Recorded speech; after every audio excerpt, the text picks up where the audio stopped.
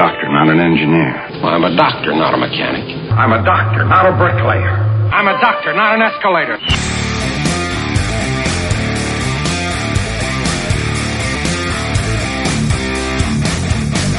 You're listening to the Renaissance Men podcast with Stuart, Gallard, DRB and Midian.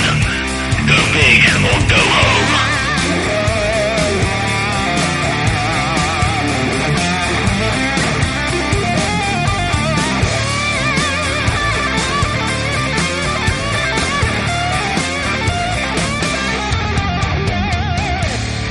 Good evening and welcome to Renaissance Men 32 for Sunday, October 18th.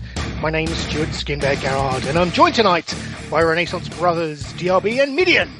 Nice beaver. Thanks. How's it going, man? It's going very well, DRB. How are you? No, not too bad. A little confused by this Sunday business. What's happening?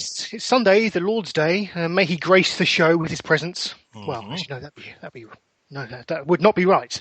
Yes, we're recording on a Sunday, and we're just trying something different with our schedule. So, well, it would have been pretty interesting. Special guest, God. Like Shawn Michaels and God in that tag team. That's right. Exactly where I was going to go. It was just a beam of light. So there you go. This is the Renaissance Men podcast, and as always, it's available to download through iTunes, Stitcher, and Player FM.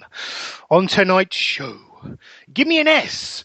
For shit, we decide if Give Me an F has killed narrative cinema, DRB boldly goes where no man has gone before, and we find out the latest innovations in the world of the selfie stick. So, interesting stuff, gentlemen. If you want to contact us on Twitter, you can do so at Renaissance Pod. You can find me at Skinbear, DRB is at DavidBridge1985, and Midian is at Midian. If you want to email us, you can do so at the renaissancemenpodcast@gmail.com. Whew. Well, gentlemen, how have you been? I haven't done a show for a while. Yeah, Okay. it's been a little... the hair is cut. Yes, I did see. Yeah, short back in size. I asked you last time if you would lose your powers, your sexual powers. Is that the case? I think, if anything, they've gotten stronger. I see. I see. Your hair was dragging you down. Apparently. Like the reverse Samson. Yes. Mid, how are you? I'm okay. My hair's still growing. Good. Going strong. Yeah, fuck you. The barber did comment how thick my hair was. I thought of you. Luscious. Did he use the word luscious? He didn't use the word luscious, to be fair. Well, I'll be expecting a jiffy bag full of your hair anytime soon. Yeah.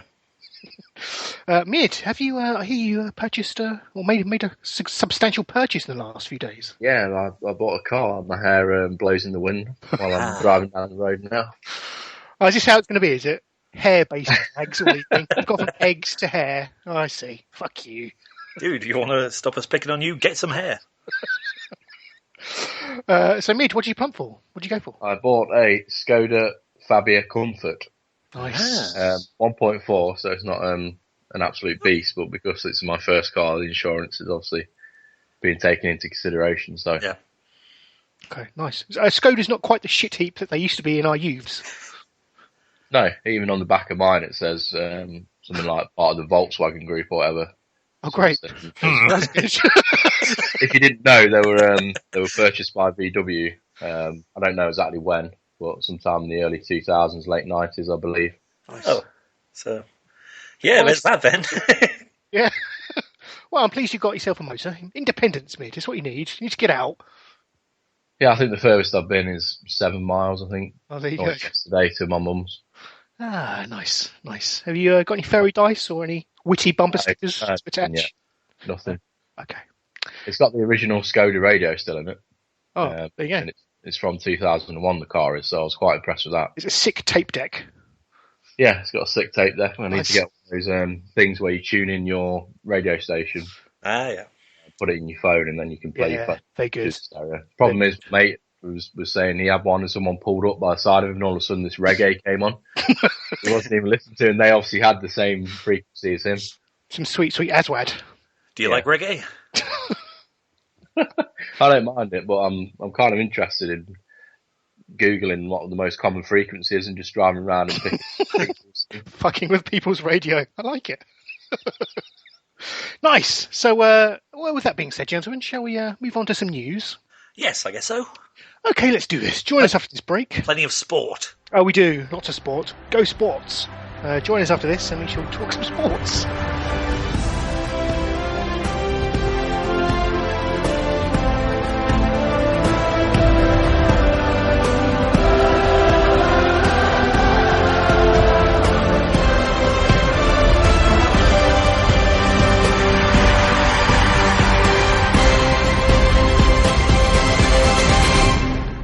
And welcome back. This is the news. Yes, it is.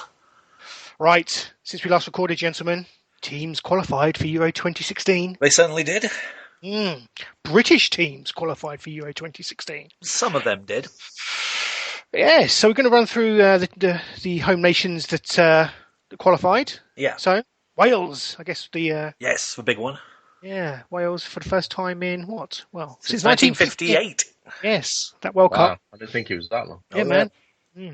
So they did they top their group or did they come second? I can't remember. I think they topped it.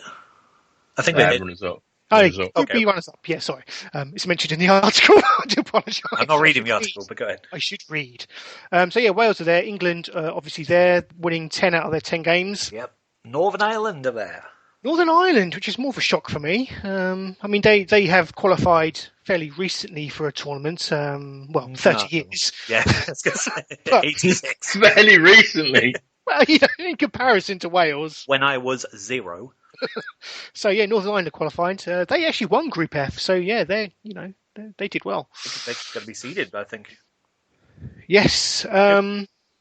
The Republic, I know they are in the playoffs. They're in the playoffs, and they've not got a bad draw. They've drawn Bosnia. Now Bosnia are actually a fairly decent team, but Ireland should be able to take it. Then again, they should have been able to beat Poland the other night to get through on merit. So we'll see. The only team unlucky enough not to get through, Scotland. Yes, unfortunately the Scots couldn't. They weren't far off. No. But they came across with the Poles too. So is that last minute equaliser really killed them? So yeah, it's going to be quite the party. It is, yeah, especially if Ireland get through as well. That'd be fantastic. Yeah. Sadly, the Dutch didn't make it. No, and that's got to be good news. One less. They are footballing power, aren't they? Let's be honest. Even if they didn't qualify, so it's good in a sense. I don't know where they officially rank, but they've got to be top 4, something like that. Yeah, there or thereabouts. So yeah, Euro 2016. Can't wait for it to start. Yeah, I'm looking forward to that. Talking more football. Yeah, well, rugby football. No. Oh, sorry. Go on. It's all right. New manager for Sunderland since we last recorded. Big Fat Sam. Big Fat Sam. He took over the Sunderland post, the vacant Sunderland post, taken over from Dick Advocate. Didn't start off well in his first game. No. But I've always thought Sam was a little overrated, frankly. I mean, he had the Fergie nod for some reason. Any thoughts? I don't know. He did all right at West Ham. I think he's probably a good choice for Sunderland. You know, he's got experience of managing clubs of that stature and that position league. So I guess if experience counts for anything, then yeah, I personally think it's a good choice. Okay. I do miss his moustache though. That was a while ago, wasn't it? It was. The Sam Allardyce stash. I do miss it. Well, I think whatever he does, he can't get away from looking like a slimy bastard anyway. So yeah, he might as well just accept it. Congrats, Sunderland! You've got the ugliest manager in the league, and that's what's important. Liverpool have also they confirmed the signing, if you like, of Jurgen Klopp. He has taken over.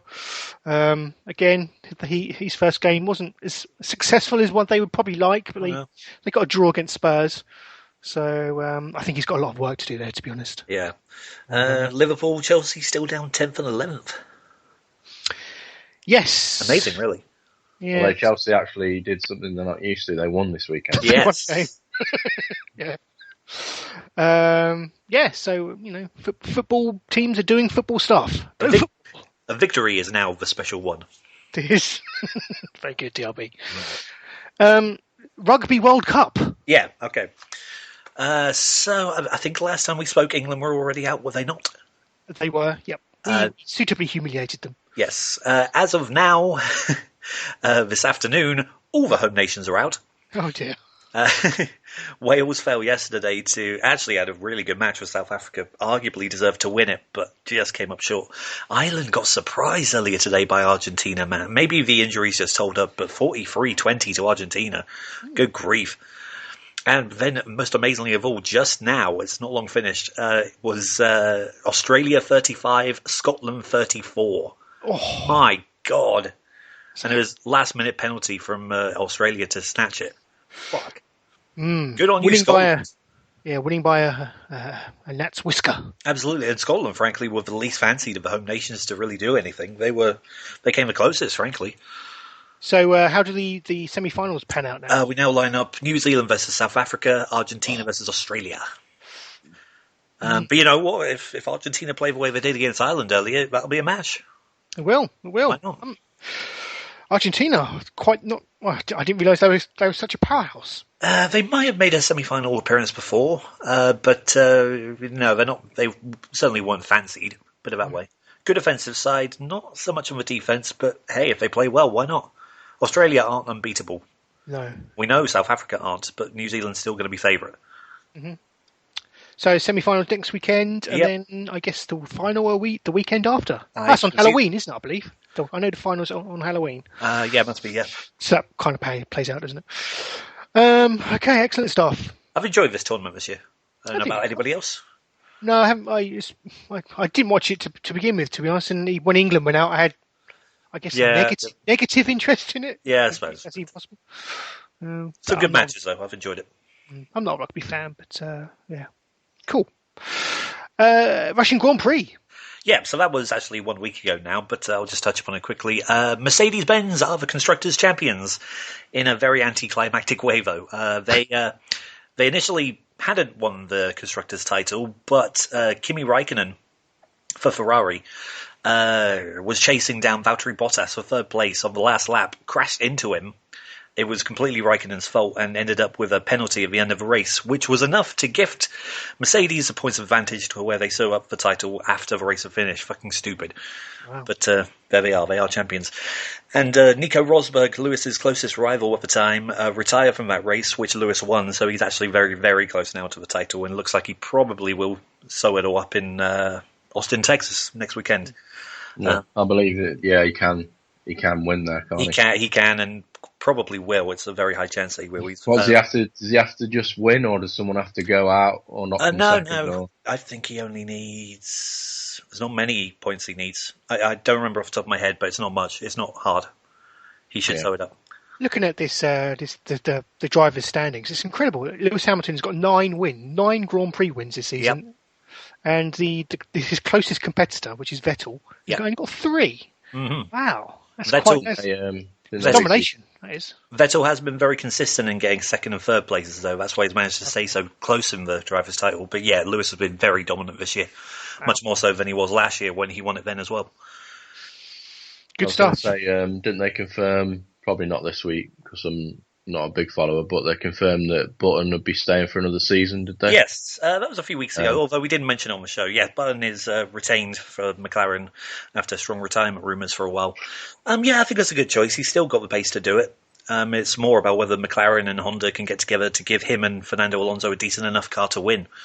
But no, the talent's still there, and obviously experience always helps when they're trying to put this new sort of package together. So yeah, why not? Why not indeed?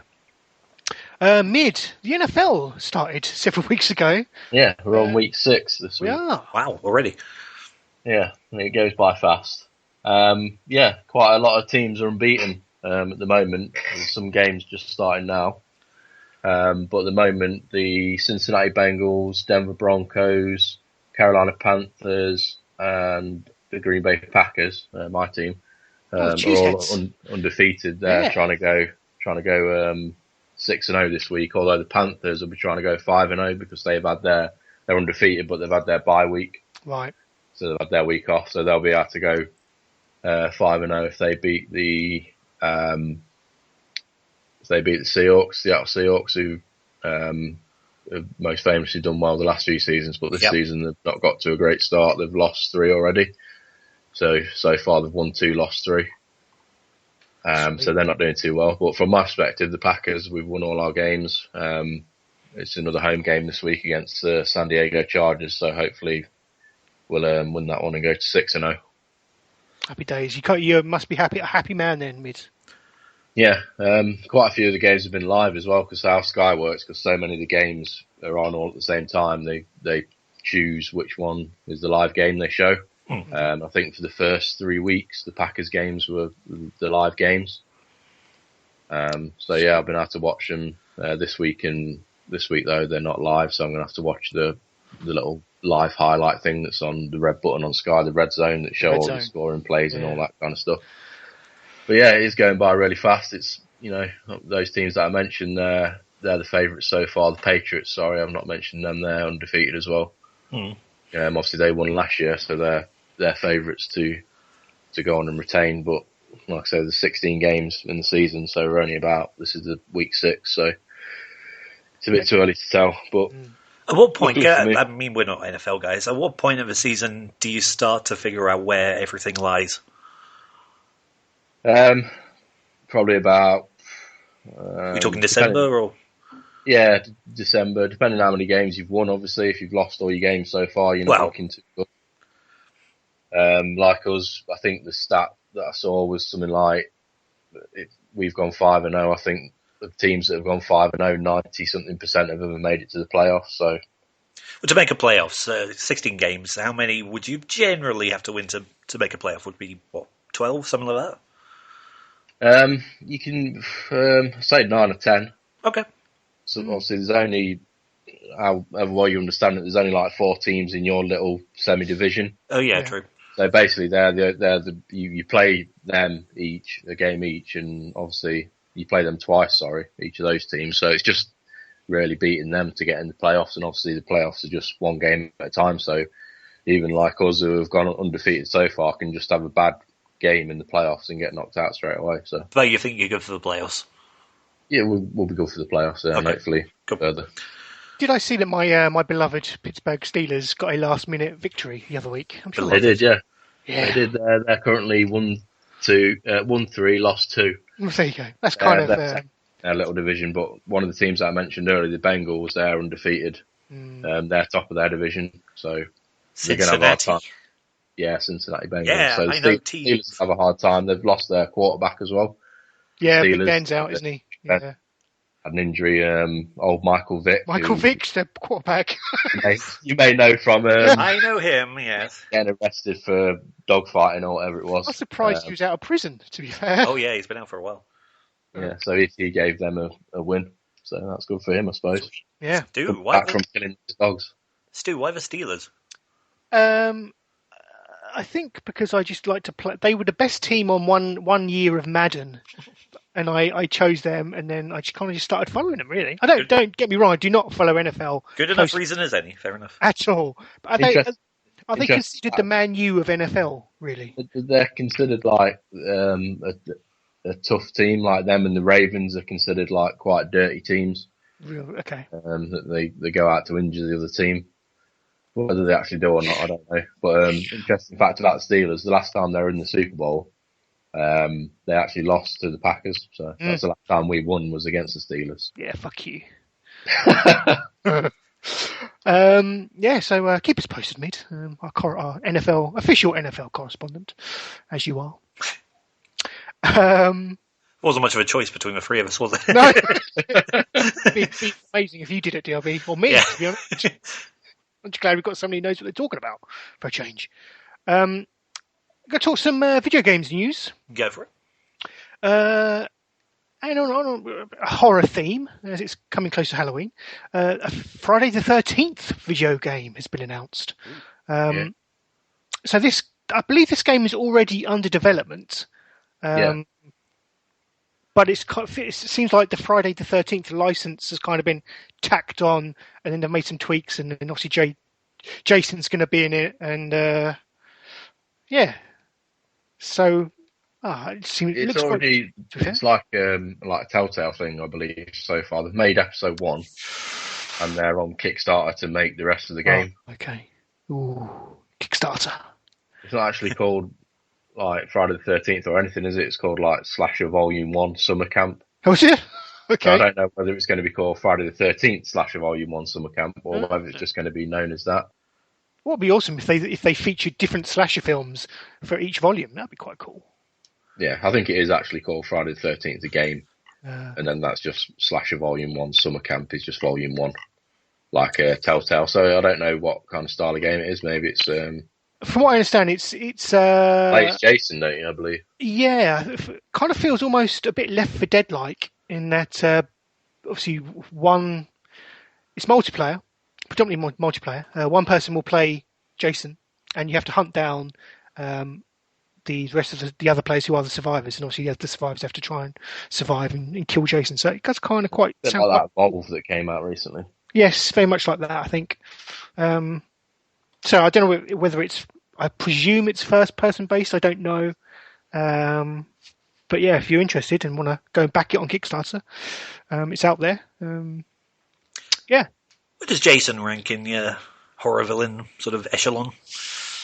I was never that impressed by him, but I'm not. No, Friday the 13th wasn't my favourite. No. Horror franchise, to be honest. I don't know. It's quite iconic, though, isn't he? Yeah. You know, the hockey. Yeah. Yeah, I like the fact that they did something different with his films, like Jason X and stuff. That was pretty cool. Yeah, evolved slightly, I suppose. Like that. Yeah, I quite like. What I like most about this is, maybe they might start mining some of these older franchises for in new interesting ways. In more video games today. So maybe we could get like I don't know, an Evil Dead game or something like that. A Halloween game. Yeah. Why there's not a Freddy game where you like stalk people's dreams? That would just be amazing. Yeah. I mean, these games did come out, back in the C64 era and on Amstrad and all that kind of stuff. Right. I remember there was a Friday the 13th game. It was actually really it shit me up, man. They were quite good. So yeah, I'd quite like a return of those themed games. Well overdue a reboot. I think they are. Some Nintendo news. I'd be remiss if we didn't have any, to be honest. And allegedly, Nintendo have begun to send out development kits for their next console to third-party developers. The new NX console. This is from MCV UK.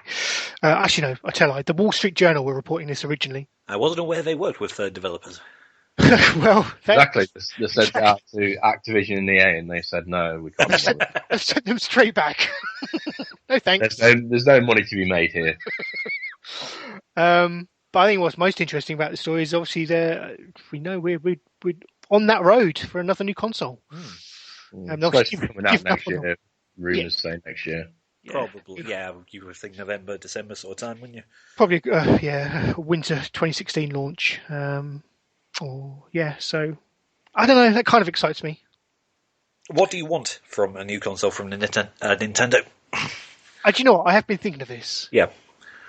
And there are rumours that they may be going for a console that's more powerful, or of a similar level of power than the current PlayStation 4 and Xbox One. Okay. Which you probably would expect because those consoles are 2 years old now.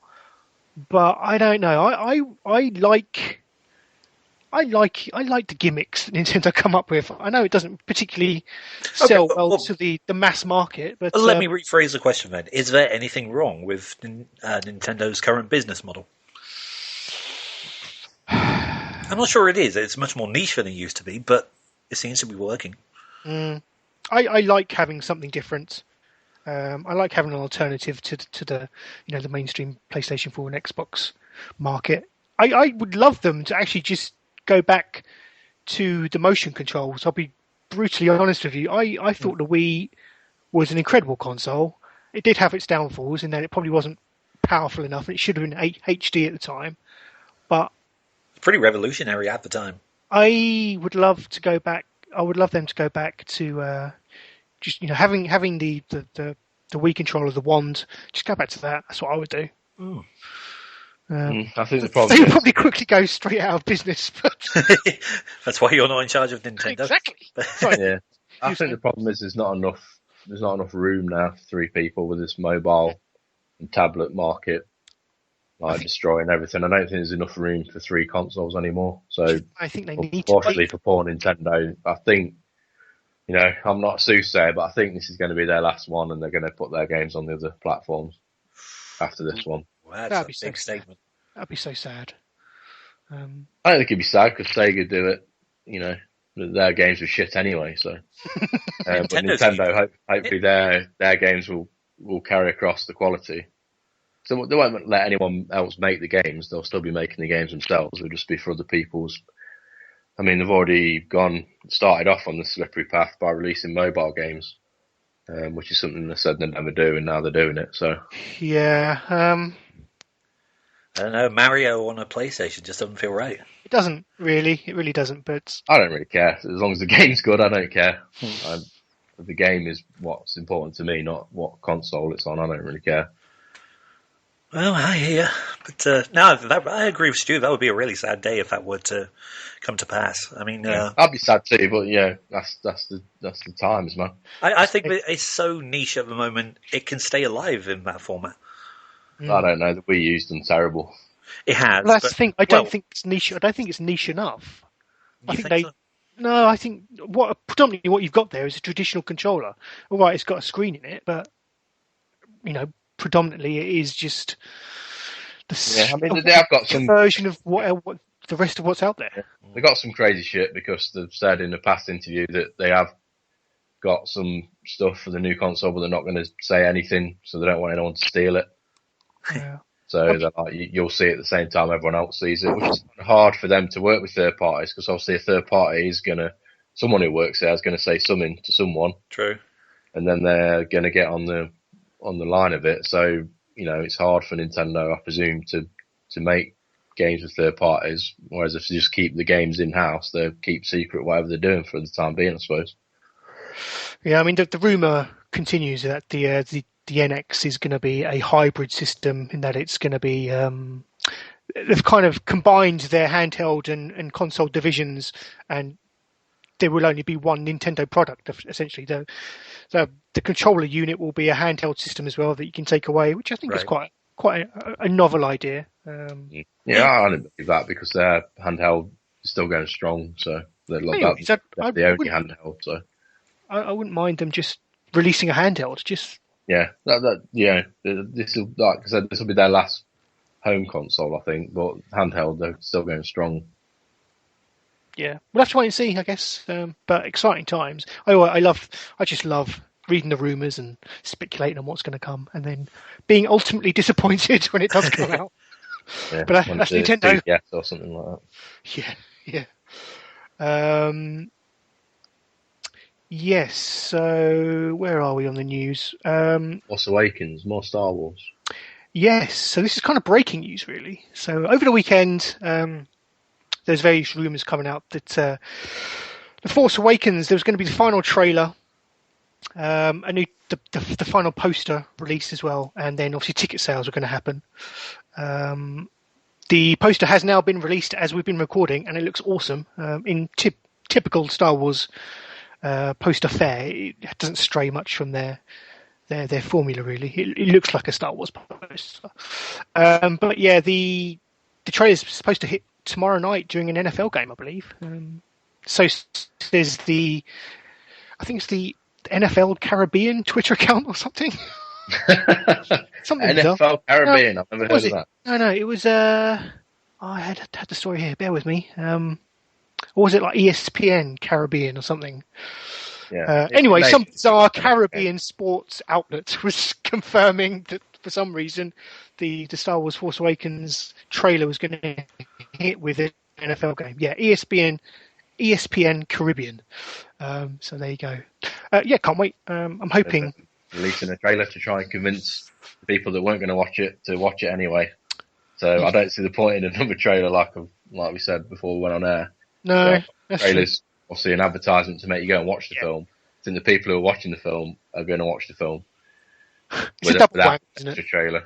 That's a good point, actually. I mean, there's nothing. I can't imagine anything showing up in that trailer that will make me go and watch it. The only thing that will show up in the trailer for me, I'm going to watch it anyway, but the only thing that could add to the trailers they've already released is to show Luke. But apparently Luke's missing from the poster, and apparently Luke's only in the film for like the final 8 seconds or something.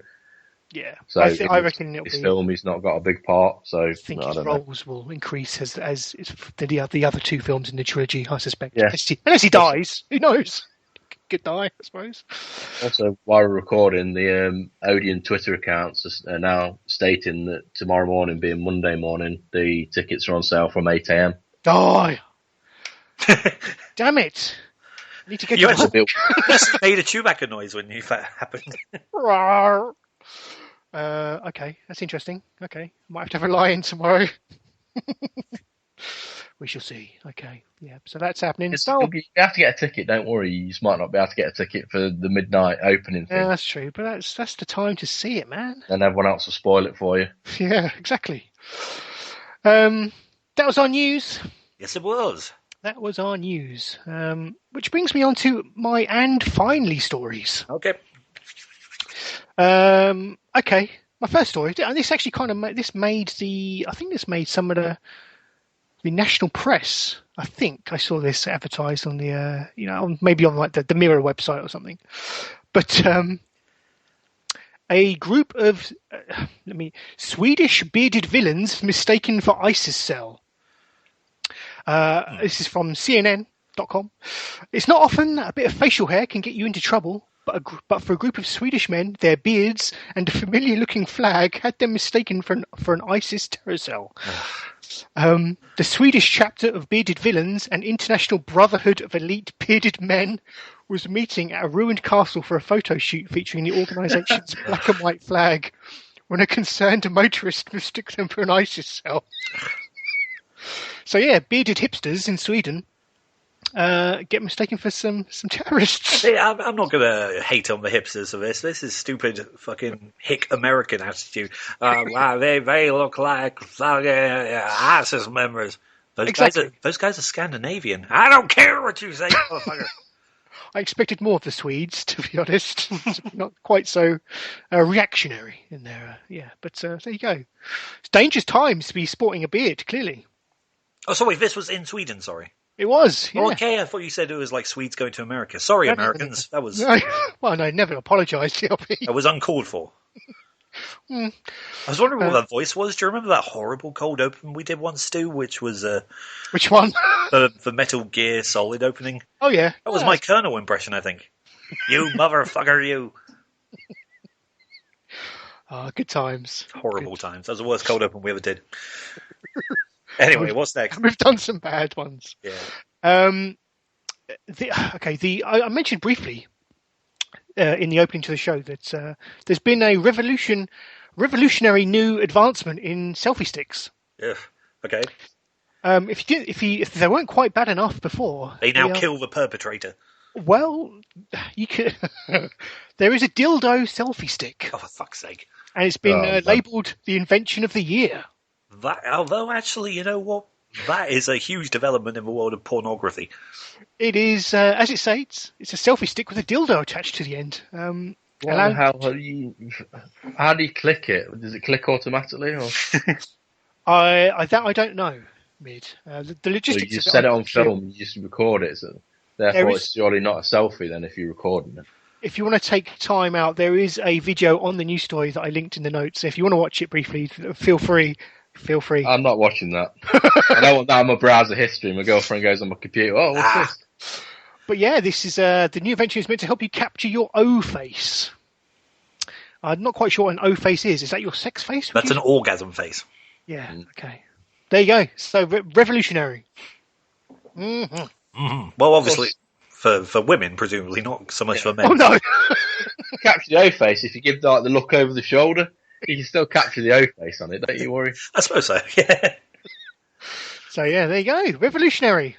The advancements in... you love it. Science, tech, love it. Freaks. Yeah. That was my news. Fair enough. So, with that being said... We'll get into some more organic meat. Yes, let's move on. Let's move on to the meat of this show. So, join us after this brief musical interlude. Take a drink and join us for the meet.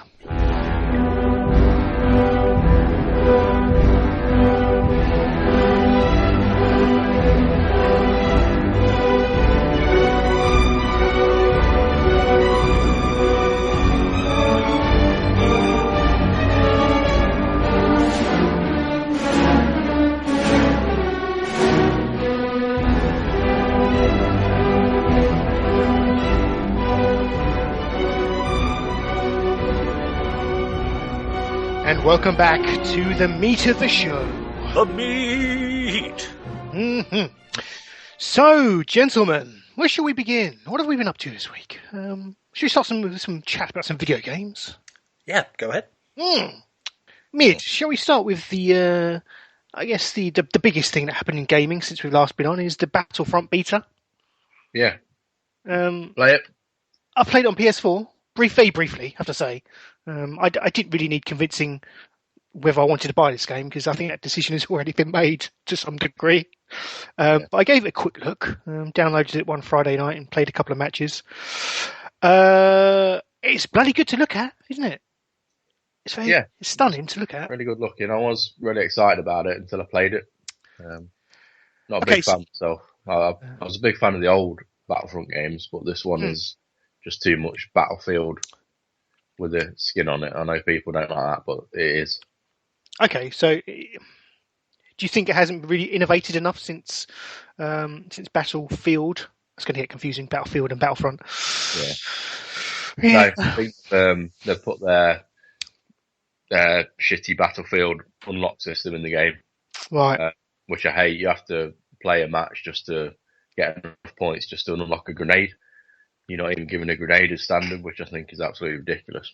Is that those the card system? Yeah. Yeah, I didn't really think of the card system. Like when you play your first match, like I said, you don't even get a grenade. You have to unlock the grenade and then equip it after that, which is all fine, but I think it should be more even, where everything's just unlocked. There's no silly unlock system, and then it's all on an even play field then, and then you can concentrate on making the actual in-game mechanics better rather than introducing this silly unlock system. Yeah, there is a danger that I guess, I don't know. That kind of what scares me off these first-person online games is just the whole, the progression of that they implement with these unlocks and the perks and all this kind of stuff that you have to get with, higher amounts of kills as you go. The perks get stronger and stronger and stronger. That really turns me off. What I quite liked about Battlefront is that it seemed to me, didn't seem as, I don't want to use the term hardcore, but that's the word I'm going to go with for now. It didn't seem as hardcore as a usual first-person shooter. It kind of, it felt like it was made for retards like me, to be honest. There is a big debate going on because I've not included any server browsers or anything like that, so it just pops you, even on PC, you just click on game and it just chooses a game for you. There's no voice chat on any of the versions. You have to use the inbuilt stuff on the PlayStation and Xbox, and then a separate client on the PC. So, considering it's an online-only game, I can't understand why they've made these missions, to be honest. They've got no single player to worry about or anything like that, but they've left basic online features out. I just don't understand it. Kind of feels like they're trying to make a game that's tailored to a more casual audience. People that might be put off by these, by confrontational voice chat by under 13-year-olds and this kind of stuff. So I don't know. Yeah, I don't know why. It's quite fresh to me. Why it pops you in first person straight away as well. Yeah, that's annoying. Straight away when in third, you're going to have an advantage in third person over someone that's playing in first person. It's just obvious you can just see more of the battlefield. Yeah. So I don't know why they're just not straight in as third person. I don't think you would necessarily know that there was a third person mode available to you if you hadn't read it online or heard it in a podcast or something. Yeah. The old ones were third person, so I'm straight in third person. And I've never played as Luke or Vader. Which you do, I think if your team's doing really bad, I think that's how it works. So it did in the old ones anyway, where someone would randomly spawn as Luke or Vader, depending which side you're on. There's some gameplay of that on YouTube. Looks really, really bad, to be honest. I was watching, I saw I booted up the PlayStation 4 this afternoon and saw a video of some dude. He was playing as Luke, and he's pushed this Imperial soldier into the path of a TIE fighter. Just I saw that. Past. That's brilliant. That was pretty cool. I did see that. I'm not didn't get onto any of the levels where you ride a vehicle either, so I can't speak what it's like for controlling the vehicles or anything. I imagine it's just like Battlefield, but in space vehicles. So it sounds like it's kind of, the beta's done the opposite for you. It's kind of soured you on the game. Yeah, there's no recoil on the guns. I know they're lasers, but there's no recoil on the guns. Whether that's, like you said, to make it more friendly for people who don't normally play these kind of games, I don't know. Just loads of random little things that just seem off to me. Like I don't know, like when a new console comes out and they release, they're going to release FIFA or whatever, the first version of it is going to be awful. Yeah. Because they're just getting used to the features of the console. They'll probably strip features out so they can introduce them into the later versions and all that kind of stuff. To me, it feels a bit like that. The start of a franchise. Yeah. Yeah, I guess they've got to save something over, haven't they, for the inevitable sequels? I wonder how much content there is going to be in there from the new film. Probably not. There's only that one level in the battle. Yeah, that's is it? Pre-order bonus, isn't it? I believe. I think so. Yeah. Yeah, which is bullshit, but there you go. I mean, I think I don't really think I played enough of it to form too much of an opinion, but I think I'm going to get it regardless, like I said. So. For me, it was all right. It looked okay, and it did exactly what I expected it to be honest. Shooting dudes in the Star Wars universe. So moving on. We've been playing some Lego Dimensions mid. Yeah, well, you've been playing at extremely slower pace than I have. All right. I'm having to play with the wife, so I'm kind of hamstrung to that in some respect. I picked this up a couple of weeks ago. I got it on Wii U, which I think I'm kind of regretting now. So Lego Dimensions is Lego's Toys to Life initiative. I think I spoke about it on the last show. You get Lego sets of famous franchises, and you put them on their portal, and they transport it into the game, and you can play with them in the video game. So as you would expect from other Toys to Life games, it's kind of following their what they're doing. So it's what I do love about it. I love the interaction between the toys and the game, and you kind of have to build how the game makes you build stuff in the real world, which then alters stuff in the game. That's kind of a nice factor. Yeah, I've read a lot of people don't like that. Really? People who like Lego anyway are complaining that they don't get the instructions with it. They've released them online since then, I think. When it came out, people who just like Lego were complaining that they have to play the game to get the instructions. But I was thinking, like, that's kind of the point. If you're buying the game, you want to play the game, surely. Surely. Weird Lego aficionados. God, yeah. So how you find it? Are you playing it on PS4? Yeah, playing it on PS4. I finished it. Oh, really? Took me about 12 hours off the top of my head to finish it. The things that I like about it, like what you said, that you build the toys, it tells you to how to build them in the game. One of the cool things is, I don't know how far you've got, so I don't want to spoil anything, but I think you've got far enough to maybe have done one of these. As you're going through the game, you build more of your portal. You do, yeah. You're basically collecting parts of the portal, which you then have to, remove and reattach in a different place on your portal. So that's really quite cool. I like that. Your in-game portal looks the same as your real life. Yeah, that's really good. There is a really cool bit later on, about 3/4 of the way through, where something else happens with the portal, which I can't spoil because you've not got there. Well, do you know what? I was kind of confused because there's only, I think it's like 5 of these pieces of the portal that you're looking for through the game. And I've already reattached, I think, 3 of them. So something really cool happens like halfway, 3/4 of the way through. Something must happen, because otherwise the game would be really short if all you're doing is looking for these pieces of the portal. But yeah, it's really good. What I love about it, I mean, like I say, I'm playing it co-op with the wife. There are a few performance itches on the Wii U. I don't know. It's I kind of wish I got it on PS4, to be honest. It's okay on the PS4. I can't see it being. There's no slowdown on the PS4, like you mentioned earlier. There was some on the Wii U. There is, particularly when you're in a level when there's a lot of shit going down. That Simpsons level when you're flying above Springfield, that kind of gets a bit crazy and a bit choppy. It is worse when you're playing it split screen. Yeah, I've not played it split screen, so maybe even the PS4 version slows down. Then I can't attest to that. I've only been playing single player. But one of the things that you've probably not done that I don't like about the game is that you get vehicles with the game. The one you get with the base pack is the Batmobile. Yeah. Once you've got enough studs and gold bricks, you can upgrade the vehicles into different vehicles. And then you unlock instructions in the game how to build that vehicle, which unfortunately involves the intensely fiddly process of deconstructing the vehicle that you bought, and I really hate this. It's a really cool idea, but I know it would have cost them more, but they should have included the extra bricks so you could have like all three versions, and then just because you get an NFC base and then you can just put which one you want. Do they give you the because in most Lego sets, I think in all of them, they give you the orange tool that helps you remove. Yeah, you get an orange tool in the main set. I haven't used it. I think there's your problem, mid. Yeah, but it's still really awkward. The little like thin 2 tile squares, getting them apart is still really awkward. Okay.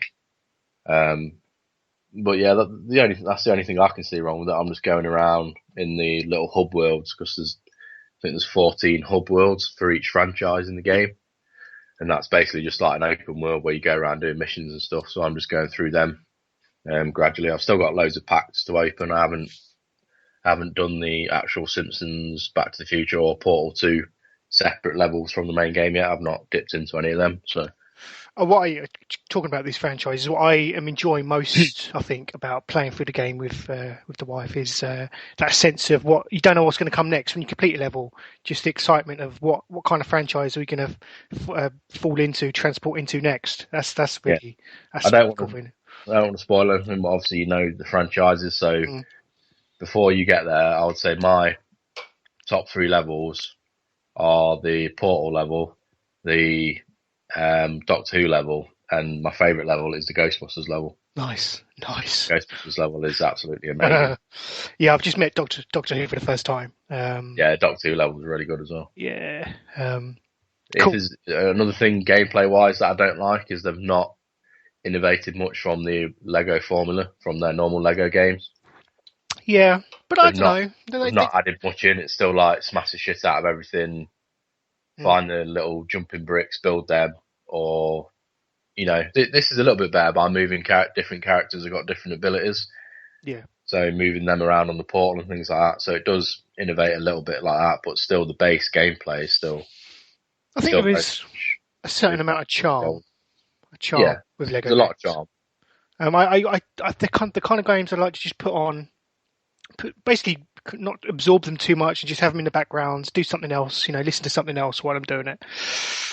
There is something to be said for just switching off and playing through a game like that I really enjoy. Speaking of toys to life, I've still been playing some Disney Infinity 3.0. I am still loving it.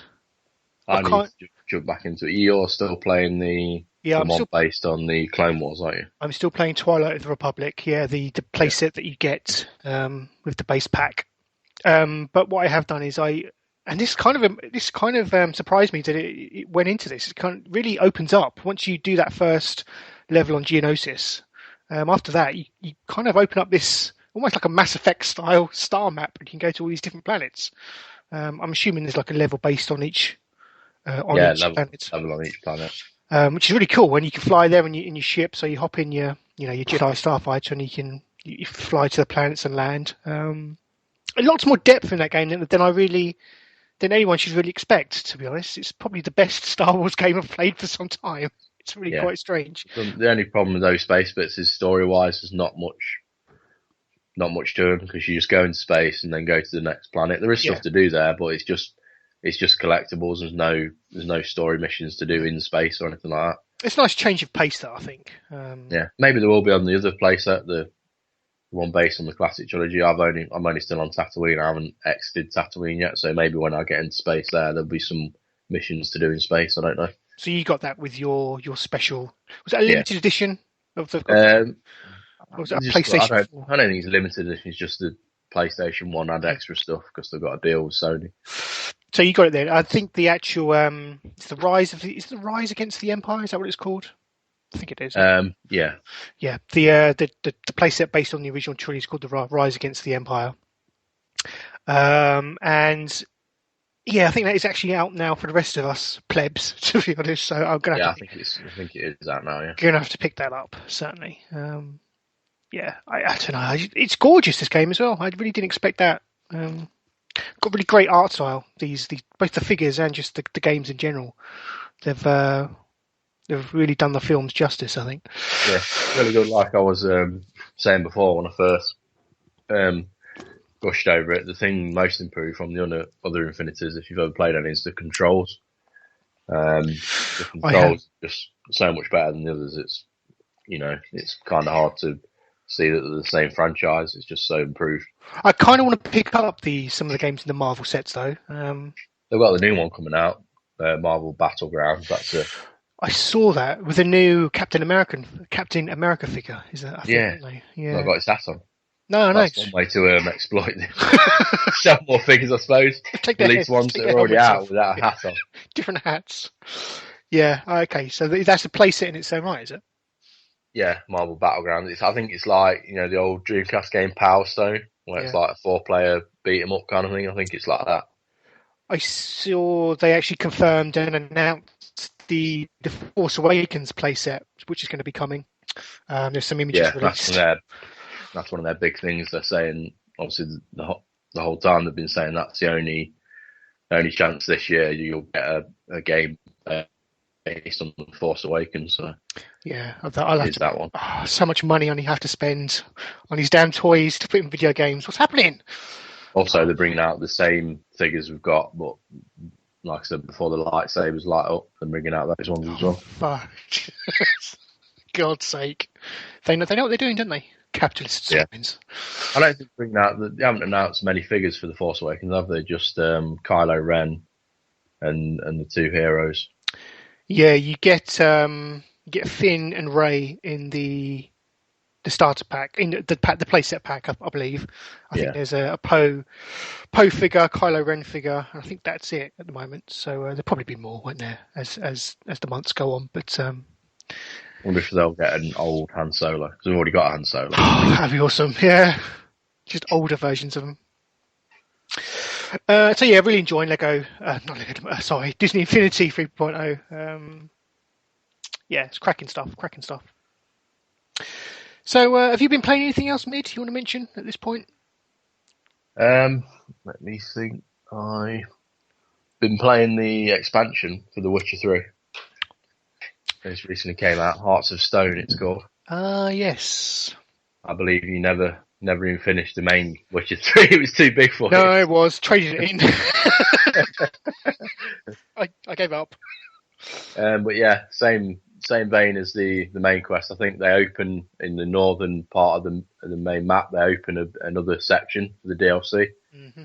So it's expanded the main map. I think it's a 10-hour-old quest. I've only played it for a couple of hours.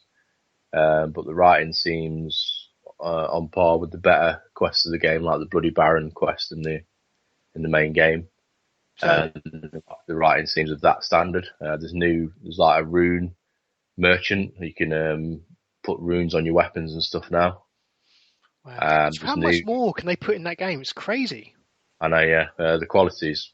I loaded it back up for the first time since I finished it with this expansion. I'm thinking, this is still like the best looking game I've ever played. It's ridiculous. Yeah, is this paid DLC? So I know there was a series of free stuff they put out.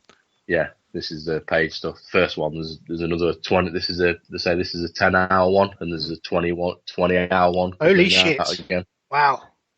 That's a whole new area though. That's a whole new map rather than adding on to the current map. That's going to be a whole new area. So I'm looking forward to that one. So this DLC that you just bought, the Hearts of Stone, has that added any kind of narrative onto it? How do I explain this? I'm assuming, obviously, you've completed the game. Nothing. I'm not assuming linked- nothing not happens linked to in- Geralt. Not linked into the main narrative. Oh, I or see. it's That's like what a separate story. That's what I was getting at. Yeah. But it's made for people who are above level 30. Right. So if you're above level 30, you've probably finished it, to be honest, because when I finished it, I ended on level 34, I think.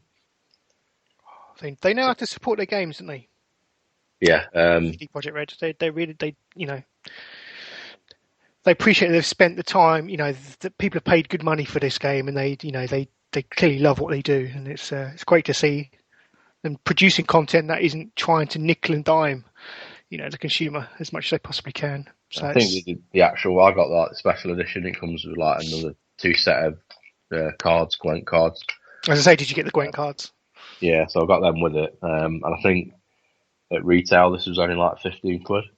Yeah, that's So not like bad. special edition, and you get like the cards, and you get like say another 10 hours of 10 hours of content. Yeah. what's going to be. I've not played Fallout 4 yet, but at this moment in time, that is going to be my game of the year. Witcher 3, easy. Yeah. But yeah, we'll see. Fallout 4's out in a few weeks. I might have to jump in on that as well, I guess. Fallout 4. I never played 3, so I have to see what all the fuss is about. Really good. DRB, have you been playing any Anything? any games of Dizzy or anything like that? You know what I was playing? City video games? I think there was one, No, I was playing on the Sega Mega Drive. I was playing a bunch of Micro Machines games. Oh, sweet. I always love those. Classics, man. But I had to go back and relearn my tracks and remaster it. Yeah, it had to be done. Yeah, I enjoyed that. They need to bring something like... I guess they did try and bring it back a while ago. But something like that is really missing in the market, especially with online player. I think there are, some kind of top-down racing games out there. I think one came out fairly recently. Yeah, I'm probably talking they shit. of the similar ilk to Micro Machines games. I'm probably talking shit. But they were classics. Classic multiplayer back in the day. Yeah. When you had the carts. Yeah, me and my mates used to play Micro Machines Turbo on the Mega Drive all the time because it came with the 2 extra slots on the cartridge. Yes. The Genius. controllers. Really was So genius. we used to play 4-player games of that all the time. Yeah, man. Obviously, they turned into battles of who could knock each other off the track first. That was the easiest way to win, knocking your opponent off the track. Yeah, that's so simple, those games. In fact, you just try and race as far as you could to the other side of the screen, trying to trap your opponent. That was the other versus. Yeah, that was a battle play. Yeah, that was just good stuff. Good stuff. Good, clean fun. Mm-hmm. Anything else, DRB, you've been playing? No, not really. No, more binging on Star Trek. Yes. So you put this in the notes. I'm intrigued. We can go there now, I guess. Yeah, just Do this. I've no idea what drove me to do this, but I went on a binge of watching Star Trek: The Original Series all over again. Mm-hmm. I enjoyed the hell out of it. I really did. Were these the remastered ones or just the original? I think they were the original that I found. Because they've gone back and remastered them, haven't they? They have, yeah, but this looked a bit more rustic, and like the sets didn't look as polished as the remasters were. I think it was the original. I could be wrong, but regardless. So, are you a Star Trek aficionado then? No, I wouldn't say that. I've never enjoyed any of the reboots or the follow-on series at all. I've probably only seen 2 of the films, so I certainly wouldn't call myself a Trekkie by any means. But going back and watching this all over again, I really fucking enjoyed it. And not just for the sort of camp, so bad it's good kind of deal. I genuinely liked it. I like the stories it told.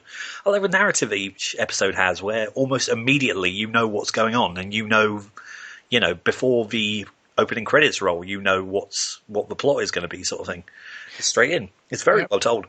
But also, I was going to point out, like, the visuals, like why does Hollywood keep on going for this unrealistic-looking CGI sequences when models, particularly in that series, work so well? They look fucking amazing. That's a good question. I think they're kind of... I get the impression they may have got to that tipping point where they've kind of realised this.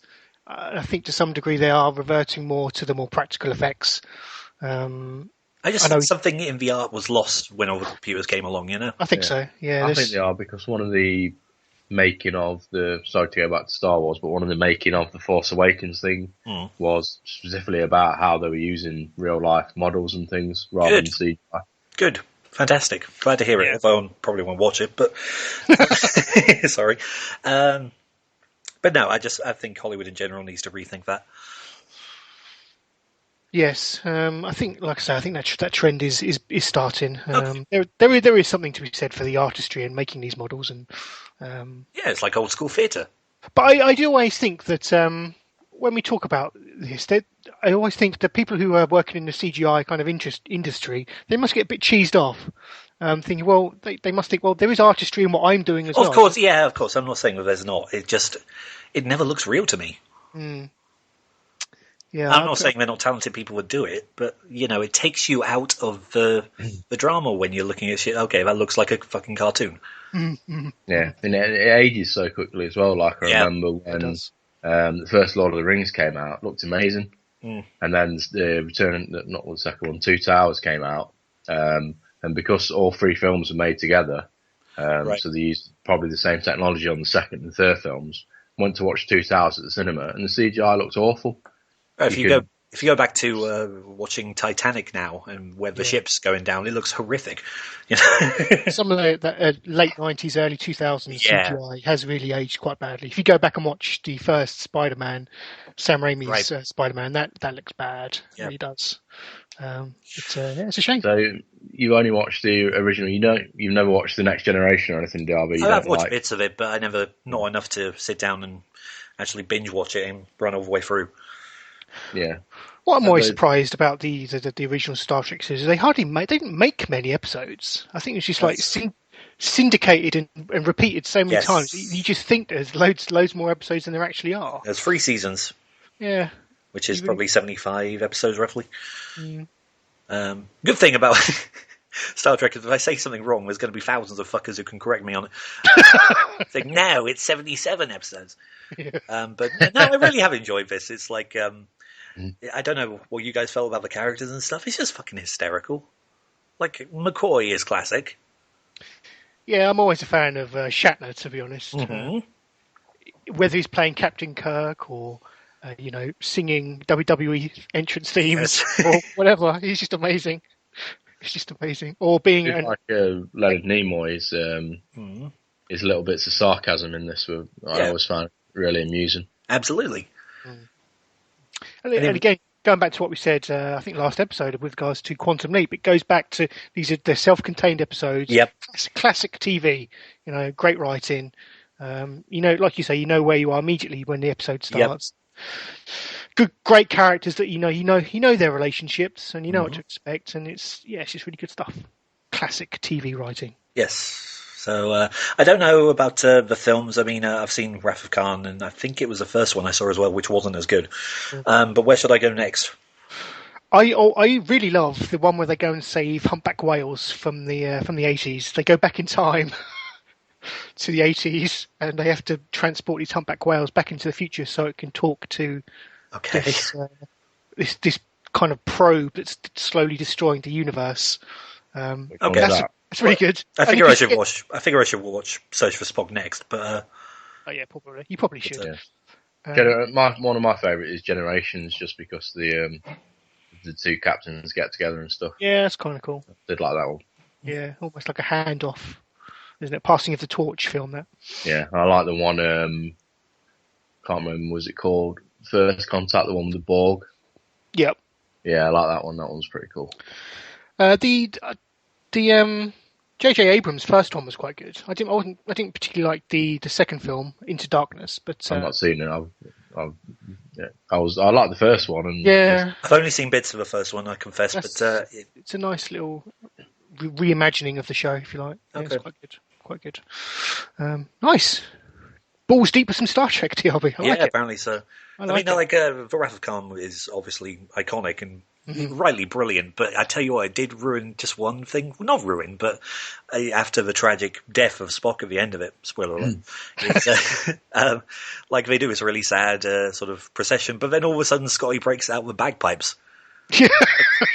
It took me right out the moment I burst out laughing, like, dude, we get it, you're Scottish. Yeah. Yeah. Again, classic films. Yeah. I think they had them. They were showing all of them on the Sci-Fi Channel, like every. I don't know why I'm mentioning because it's been and gone now, so you won't get them. But yeah, it's always good to catch up on those films. I think because they are classics as well. Some of them, anyway. More TV. So yeah, The Walking Dead season 6 started. Still walking. They are still walking and they're still dead. DLV. Mid, are you a fan of Walking Dead? Not. I'm a fan of the graphic novel. Not a fan of the TV show. My girlfriend watches the TV show. Did you watch the prequel thing, Fear the Walking Dead? Did you? I didn't. Watch that? I didn't. No. I don't have BT, which is what it's showing on exclusively, and I'm not a filthy pirate, so I neglected. I don't know what you're trying to insinuate here, but I watched it on BT. Well, my girlfriend watched it on BT. Fear the Walking Dead. If I did, I definitely would have. She said it was quite good, but I've read online that the producers say they're not going to cross over, so I don't kind of see the point of it. What's the point of it then? Yeah. Yeah. Almost like a CSI Miami and CSI New York kind of thing. Did they cross over? I don't know. Yeah, they all crossed over. Oh, they did. Okay. Well, forget what I just said. Yeah, so season 6 premiered on Monday. I think it airs on a Sunday in the US, so we only have to wait like 24 hours to see it. And it kind of is much, pretty much status quo, to be honest. I do kind of think I mentioned it last year. There is certainly a malaise starting to kick in now with Walking Dead. The group of survivors have reached this community of Alexandria. It's kind of just recycling themes and plots from like 2 series ago. They kind of set up this community, and then shit happens, and then it's kind of just rinse and repeat as we go on through each season. So I don't know. I'm kind of jaded with the show to some degree. I just kind of watch it out of habit more than anything now, and because Amanda is dead keen on it, so I guess I kind of have to watch it. Yeah, I presume it's getting a bit long in the tooth now. It is. I mean, trying to survive against zombies. It is. I mean, how many stories can you really tell in that? There is stories to come. Obviously, really, if you think about it, none of the main characters have died for quite a while. Yeah, there is that. I suppose. I'm not going to spoil anything, but if I was a betting man, I'd say someone's going to die this season. For me, the whole show kind of really did lose a lot when the governor died. They should have, because they've changed it from they didn't change that much. I know when Shane died in the comics was in one of the first issues. Well, it wasn't very long anyway. He didn't survive many issues. They expanded his role in the series. Yeah. I was looking forward to him doing this for the governor because he was amazing, but they didn't. They just kept it. Yeah, and it was quite a shame when he died because he was the only real, apart from the zombies, he was for me the best and only real antagonist of that show. They've tried to repeat it with various different groups to try and I mean, he was perfect because they went back and explained why he was the way he was, so you could kind of understand him a little bit. Yeah. It seems like what they're trying to do now in this season is almost take Rick in that same kind of same direction, almost making him into this, he's broken so much, he's gone through so much that he's just turning into this vicious kind of person who doesn't really know right from wrong anymore. He's kind of like, massive grey area in his head. He has no moral compass anymore, which kind of to the point where the governor got to. So it feels like they're certainly trying to morph Rick into the governor, but I don't know. It seems a bit desperate to me. But for some reason, I shall continue watching it. Don't ask me why. What surprises me is Rick's still got both of his hands. Like quite early. I can't remember who. I think it might have even been the governor who chopped his hand off. I knew the governor had one arm in the comics, so I don't know why Rick's still got both his hands. Perhaps that's to come. Maybe. So how does maybe they didn't want to do too many seasons with him only having one hand. No. How does that work in the comics then? Does he just? He's just got one hand. Oh, he's only got the one. Okay. Yeah. I see. Mm-hmm. Well, that's The Walking Dead. Season 6, so I shall continue to watch it, like I said. But yeah, I'm not feeling it. Not feeling it. Did we watch The Apprentice, gentlemen? No, I never do. Really? Oh man, I love it. I didn't watch it, but I believe is Sugar still in this one? He Or is. he gone? I thought I heard that he'd gone now, or is that the American one? I'm getting confused with. Yeah, Donald Trump isn't doing it anymore, isn't he? Because he's going to try and rule the universe. We got fired. Oh, did he? Yeah. Oh, Yeah, he okay. got fired. So who does the US one now? Isn't Arnie stepping in for him? Arnie. Wow. You are fired.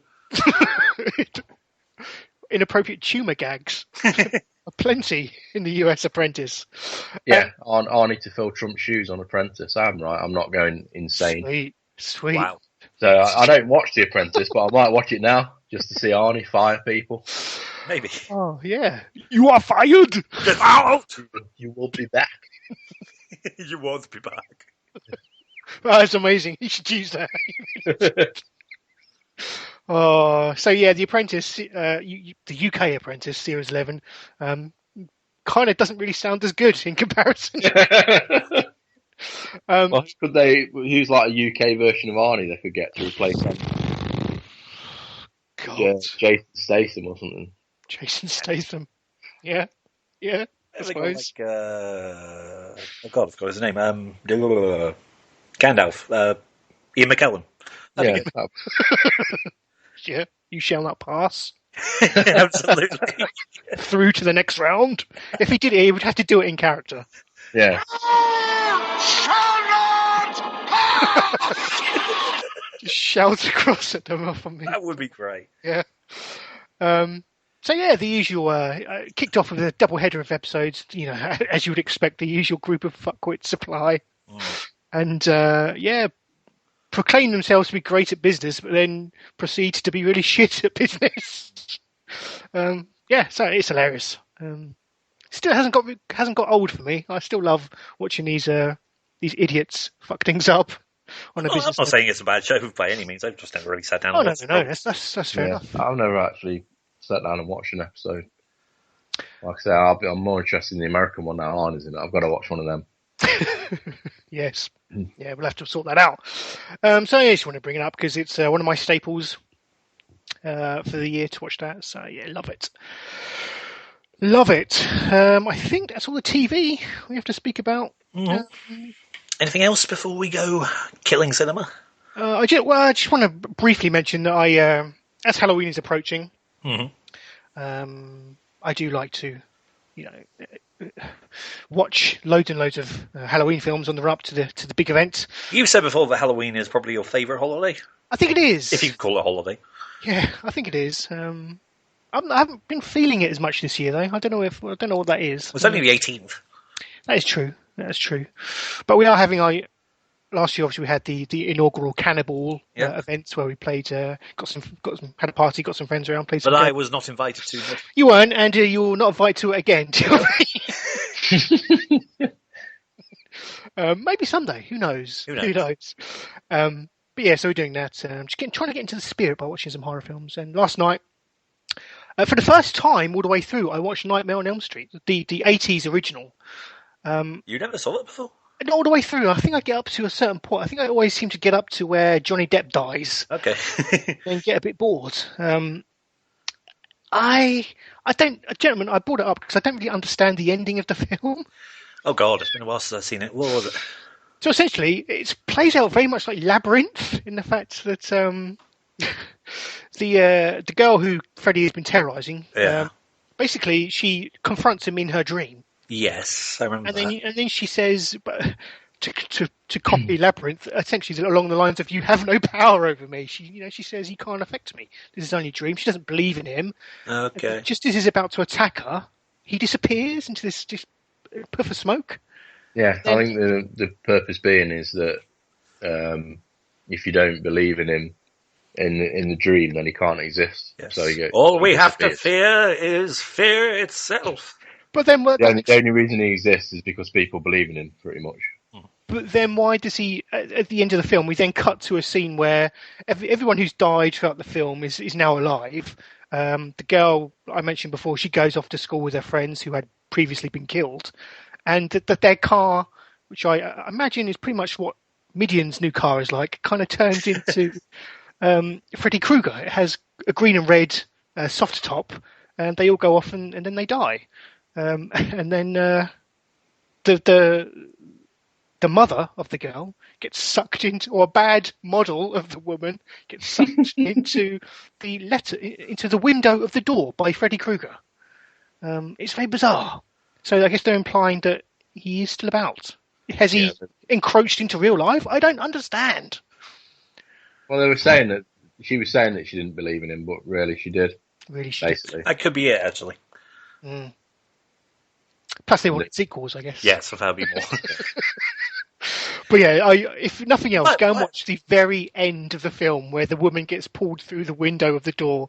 It's like a really dodgy cut from the actual woman to what is clearly a stiff, almost marionette of the same woman just being sucked into the window. It's brilliant. I did see it, but it was a lot of years ago now. I'm not the horror fan that you are as well either, so it's not like I would rewatch all these things. No, that's fair enough. I mean, that was the horror film, really, I think, for us growing up. That was... I think round our way anyway, Yeah, kind of. Epitome of that era, that kind of those kind of. I do think it came out before Labyrinth, though. I think. Probably did. I think it probably did. But perhaps Labyrinth obviously took the idea from Nightmare on Elm Street. David Bowie's Freddy Krueger. I'd like to see that. Ooh. Arnie is Freddy Krueger. Oh. Get out!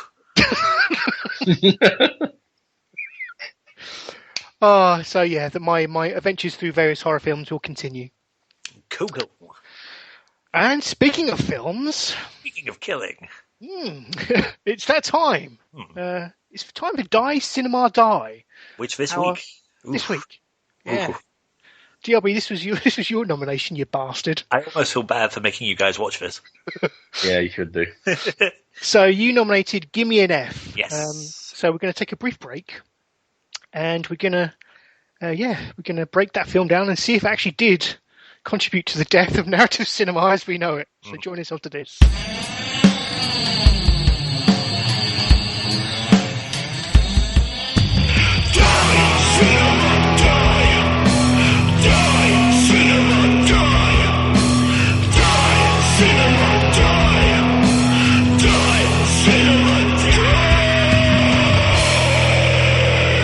Die Cinema Die is brought to you this week by Aggression, the new fragrance from Bill Cosby.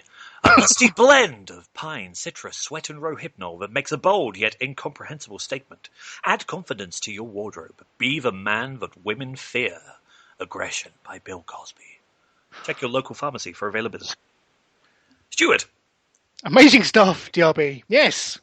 I can't wait to try some of that. That's going to be great. I think I'm quite tempted, to be honest.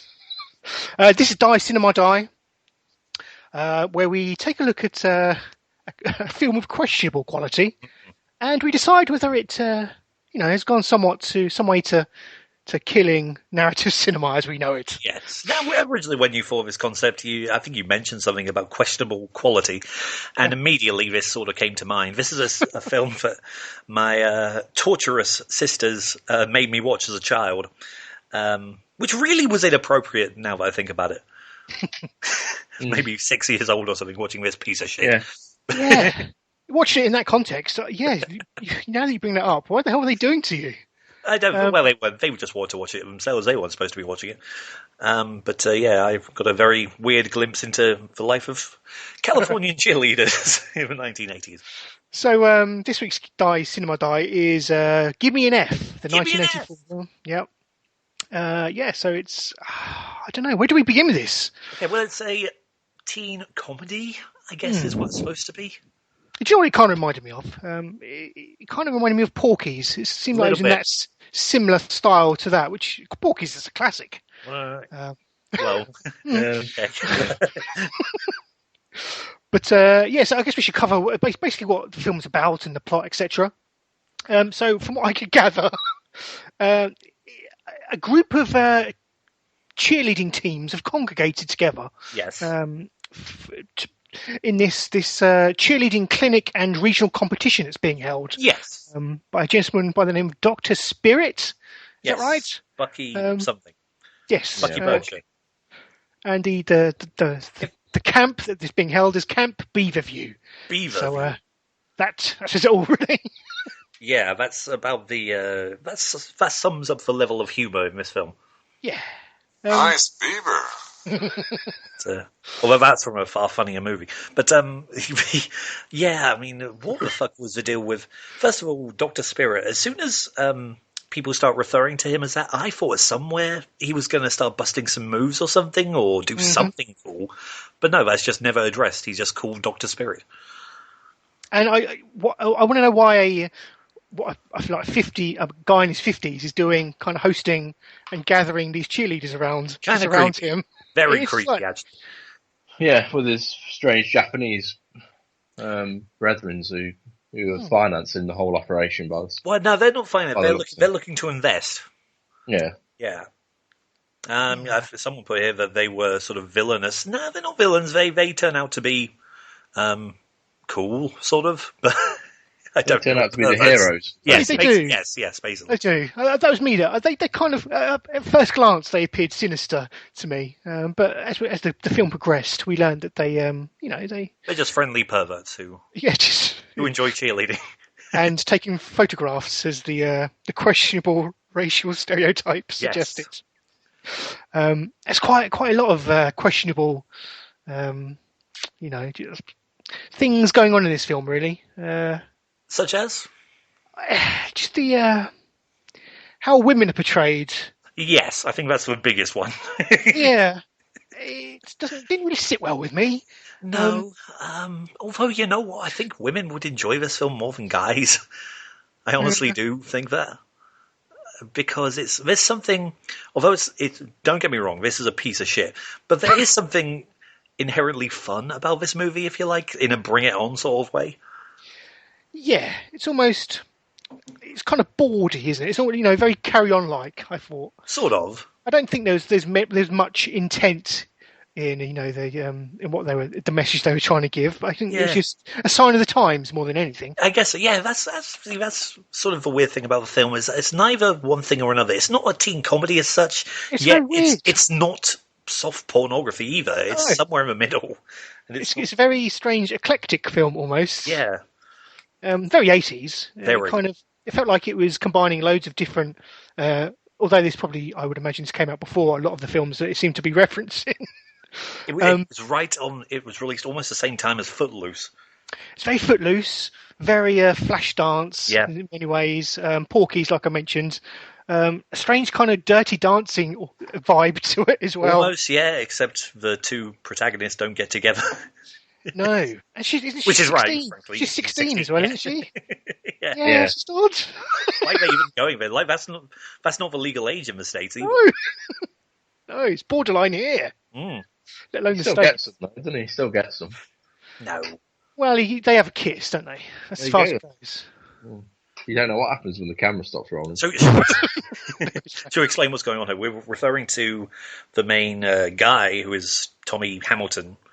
He's the head sort of cheerleading coach who's getting on. Well, not getting on. He's 25, I think he says, but a bit old to be a cheerleader. And he's thinking of moving on, doing something else with his life. And the girl who's 16, who is Mary Ann? I didn't catch her name, I'll be honest. Whatever. Who is sort of the leading girl of her cheerleading group, the Ugly Ducks. The Ugly Ducks. Yes.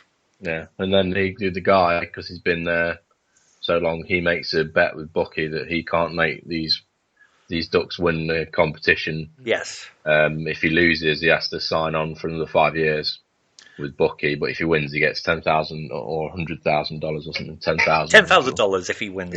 Yeah. But there's an ulterior motive. The Japanese businessmen want Tommy Hamilton on board. They do. Yeah. But the whole thing with Tommy Hamilton and Bucky, I didn't understand what their beef was, to be honest.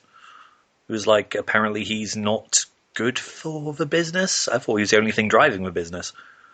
Yeah, there was a strange moment where Dr. Spirit referred to Tommy's he's kind of the head of this crack team of cheerleading instructors, isn't he? Yeah. That kind of runs the camp. He referred to them as the Spastic Squad. Which is awesome. Okay. Which is 84. This is long before the word spastic was kind of... I know, man. outlawed, so real. A film that was a real product of its time. Mm-hmm.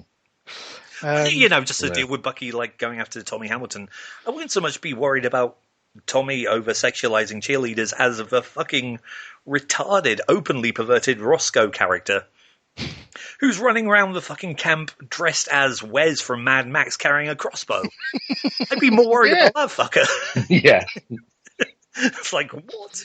So there's this sort of sidekick character, Roscoe, who's quite funny, to be fair, but my God, is this cheesy. It is. Yeah. My favourite scene, bit of the film that we might as well get onto is the bit at the bar where they shouldn't be there. Yeah. Because they're not old enough to be at the bar, and the bizarre dancing on stage. Creepy. Thrusting hips of the dancer is just mesmerising. It's almost like it's almost a threesome in dance form. Yeah. Isn't it? Yes, and I don't know. She went out in all this stuff to dancing. I don't understand that. She just whips the skirt off or whatever it is she's wearing, and then just starts dancing. The random costume changes are a problem in this film. It's like all of a sudden they're wearing something else. And then the dancer, it's already on stage. He always has to insinuate this fucking motion. Every dance move he does has to end with his hips, moving backwards and forwards. Yes. It's hardly disturbing, I thought. Yes, how dare you? You're ruining the youth of America. The joint favourite scene is the one where they're watching the guy in the shower when he turns all the shower heads on and just really flies around the fucking room. You like that? Why are these bars up so high in the shower that he's fucking swinging off like a gymnast? He just starts dancing in his pants in the shower. Yeah. Amazing. I think the thing is he hears them outside watching him. Yeah, and he goes ahead with it. Wants to do this. Yeah, he wants to entice these young girls. So he gets naked. Yeah. What the fuck? The film feels like it's a collection of bizarre scenes kind of just tied together, and they have no real narrative connection to one another. And then halfway through the film, it feels like we need some kind of plot, really. I don't know. There is a narrative there. I wouldn't criticise it that harshly in those terms. I criticise it for stupid story that it is, but there is a story. Also, the bit where the woman is having sex with Bucky and they activate I was going to say the urine balloon bomb is fantastic. Yeah, they activate the intercom and then they hear him having sex, and then the underage girls are just sitting there. What's that? Oh yeah, is it Latin? Latin, yeah. That was good. I'll give you that. So, the final third of the film really descends into this notion that Tommy has to train the ugly ducklings to try and win this competition and win the bet, so he can release himself from the servitude of Camp Beaverview. When you say it like that, it sounds so ridiculous. So at this point, the film kind of slips into traditional 80s formats, in which we get a training montage, which I thought was quite cool. Of Tommy training the ugly ducklings, and then it kind of all culminates really in this cheer off at the end of the film. Yeah, the end competition is hard to watch because you realise you're just watching a cheerleading movie. Yeah, the realisation then hits you. Yeah. And obviously, no one here are cheerleading experts or dance experts, but my God, they were just painful to watch those dance sequences. Because they were so creepy and over-sexualized. That was my main take from the film. It's just the fact that, the ducks, I guess we'll spoil the film, the ducks do eventually win the competition. Yes. But to do so, they then have to strip 80% of their clothing, reveal themselves, and just gyrate overly sexually. Which, watching it again, I realised had to have been a last-minute decision because they got new outfits. Yeah. Don't they actually lose, don't they, I think? Even though the crowd want them to win, don't they lose? Officially, they might lose, but the Japanese investors... Bucky says they lose, and then he runs off. Everyone chases him. That's right. And then the Japanese come by in this boat that they've got from somewhere. Which has a Japanese flag on it. Yeah. And then say that the main guy, Tommy, that he can be investing in your business. Yeah. then he proposes to his girl. Yes. Who he's barely paid attention to in the And he's been kissing the other girls the whole film. It's fine. She spends the whole film just pissing and moaning that he's not paying any attention to her. Then they go and get married. Yeah. So it's a happy ending. It is. Yeah. It is. I mean, it didn't even set itself up for a sequel, did it? It was just... No. It knew how bad it was. It's very 80s, and I didn't dislike it. I'll be honest. There was a certain charm to it. I was predicting when I chose this that this was going to be completely 1 out of 5. I think it might just make a 2. 2 erections out of 5. Yeah. Again, we've probably spoke more favourably than we should have, but this was pretty awful. I struggled to get through the whole film. What was the worst thing about it, Mid? Did you seem more against it than Stu? I think, like you said a minute ago, there was no hook. There was no wanting to. I was only watching it because I had to watch it to talk about. Because we told you to watch it. There's no anything early on to say, oh look, this might happen if you keep watching it, or there was nothing to care about in the story really to carry on watching it. No, I mean they tried it with Tommy's story of him trying to maybe go to college or something like that, but no, nothing effective. I think they needed that hook of the competition, and the reason why the competition needed to be won. Maybe have that earlier in the film. Yeah, something with the girl in the Ugly Ducklings, something like that. Yeah, maybe that would have helped. But there you go.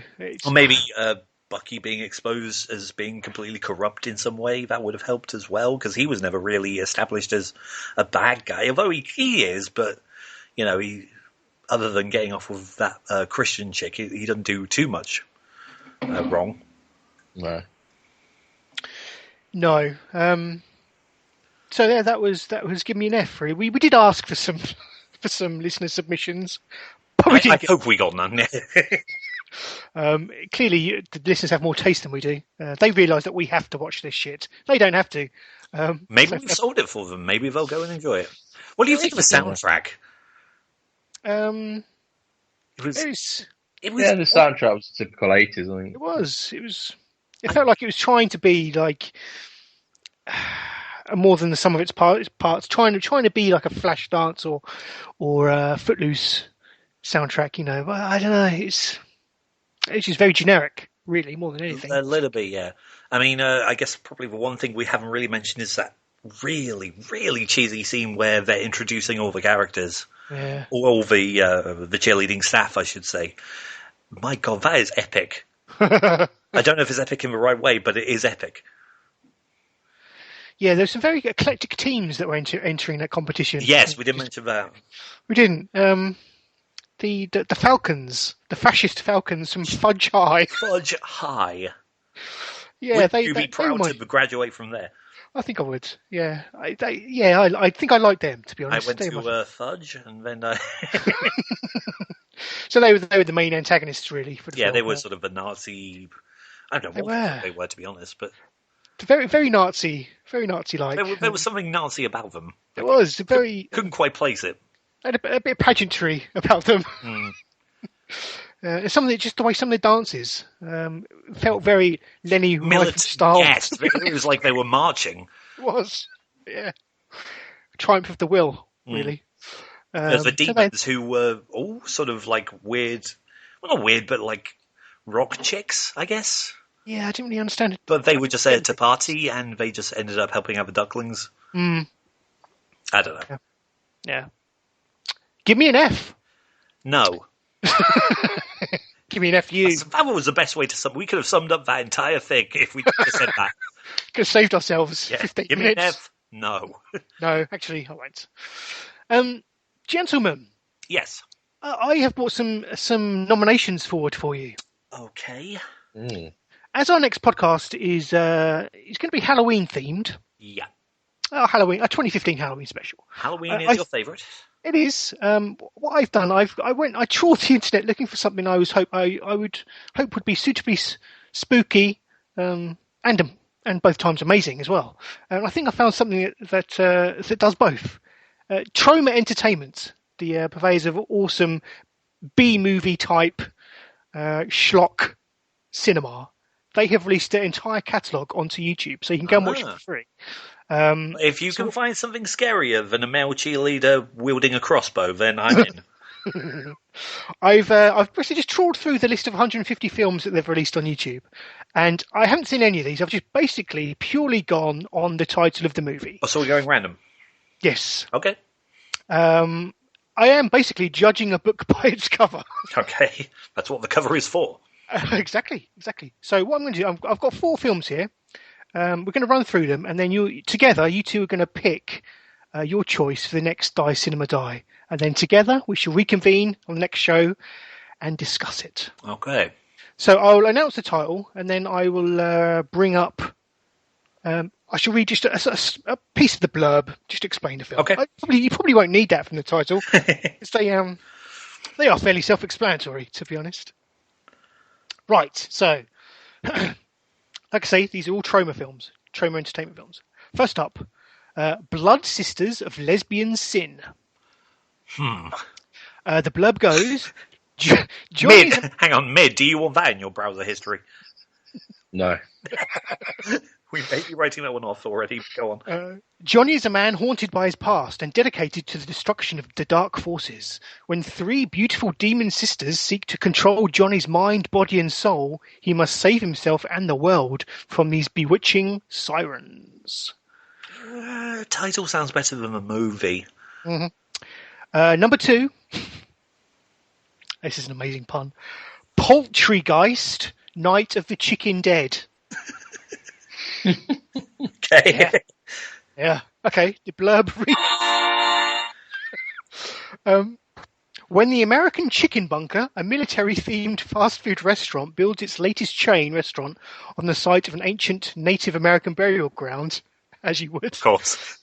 The displaced spirits take revenge on unsuspecting diners and transform them into chicken zombies. Now it's up to a dim-witted counterboy, his collegiate lesbian ex-girlfriend, and a burqa-wearing fry cook to put an end to the foul, feathered menace once and for all. Oh, this sounds horrendous. Sure, do I need to go on? Let's be honest. That's the favour. That's heavy favour right now. It's got to be.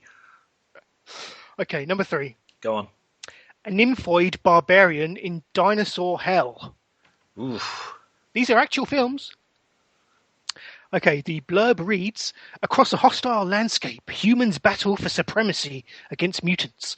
Deadly dinosaurs have arisen from a nuclear holocaust, and all of them are hot for a nymphoid barbarian in dinosaur hell.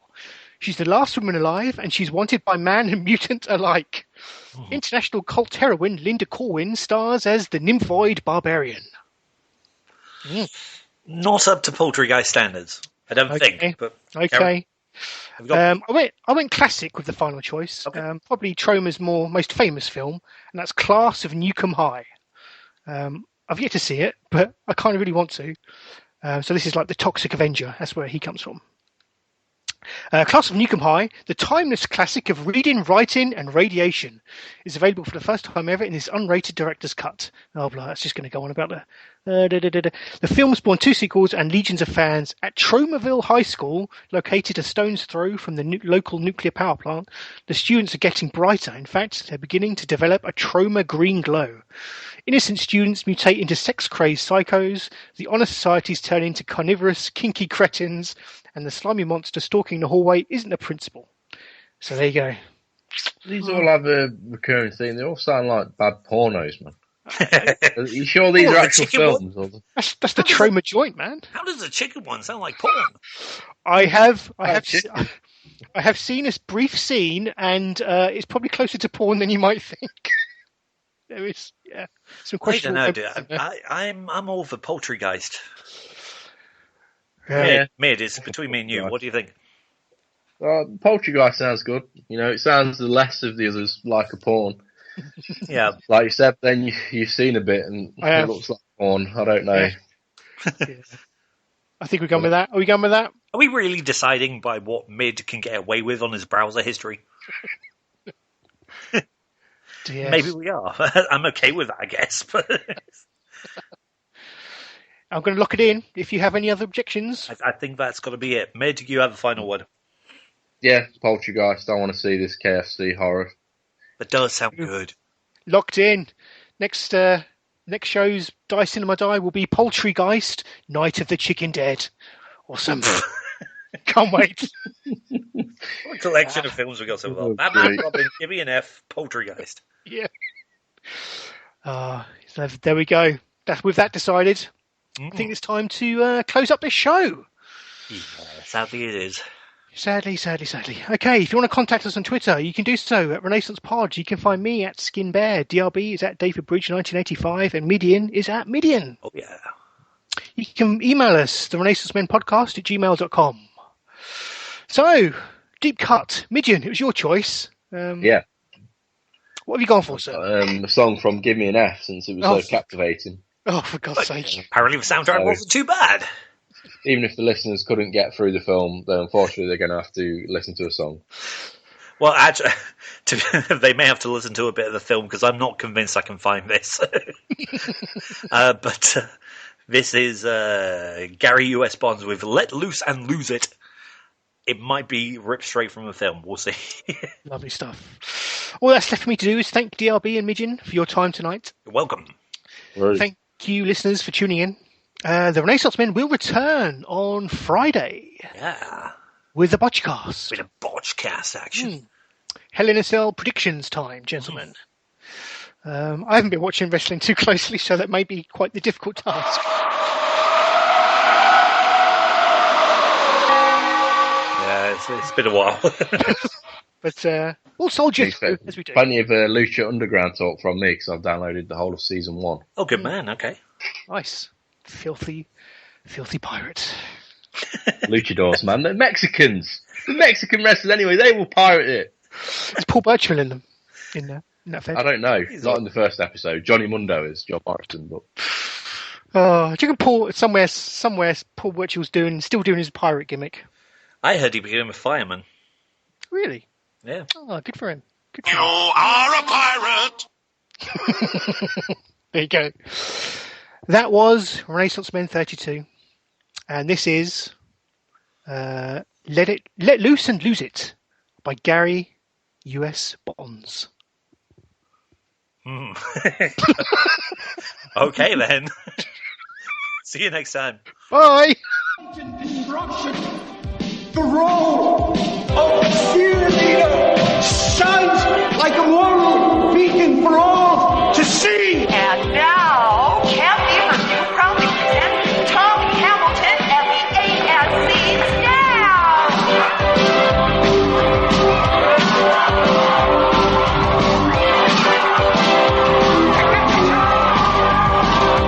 Don't have to say, you're gonna do. Stop breaking away. Ladies, bells, piddling, Giorno, meat, heat, direct from their smashing gates at Max's Blue Jaw Lounge in downtown Tijuana. Here's the giants of the cheerleading world, California's answer to nuclear power, the original bullet body, BB Willis. But you're not the same. Take off the brakes and break off the chains. And just lose. Fastest hips in the West. Jeanette Washington Rafferty. You can call her Rocket. Up in the air. Party's all night. Nothing to wear. Stand up and dance. You're gonna strike out. Well, you got the time to pull this one out. Here are the AFC favorites from the deep south, the 8th and 9th wonders of the world, Sissy Williams. And a new face from Waco, Waco, Texas, author of the bestseller, Scotty Taco Land, Hail Bethlehem.